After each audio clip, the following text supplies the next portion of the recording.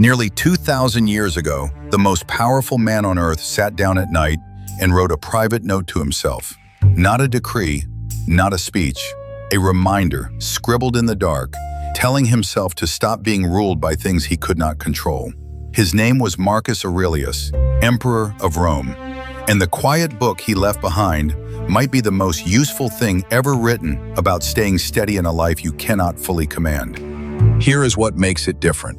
He never meant for anyone to read it. The book people now call the Meditations was his own journal, written only for himself, probably never meant to survive. There is no audience to impress, no image to protect. It is a powerful man, alone, coaching himself through fear, anger, and exhaustion. That is why it lands. You are not reading advice. You are watching someone practice it on himself, the same way you would have to. And underneath all of it sits one idea, borrowed from the Stoics before him. Some things are within your power, and most things are not.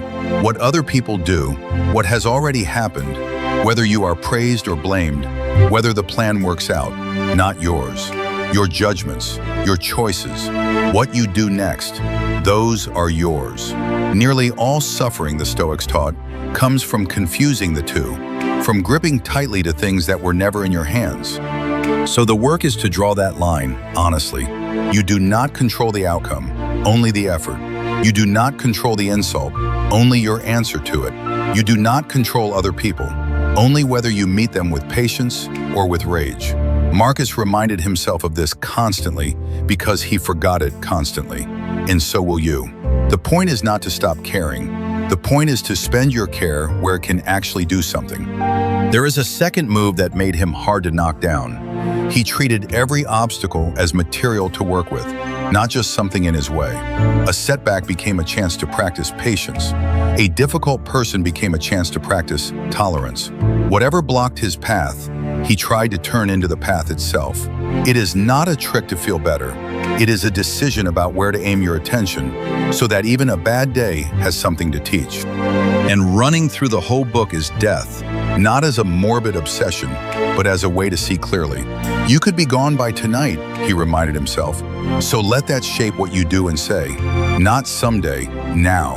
When you remember the time is limited and borrowed, the small stuff shrinks, and the thing that actually matters gets loud again. It is the oldest clarifier there is. Nothing focuses a life like remembering it ends.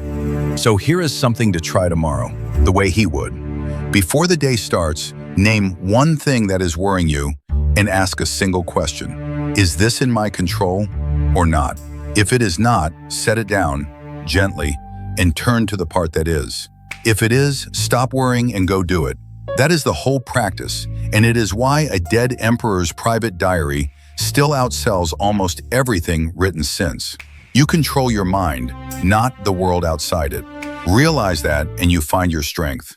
If this gave you a calmer way to carry the day, subscribe and stick around, and leave a comment with the one thing you are setting down tomorrow.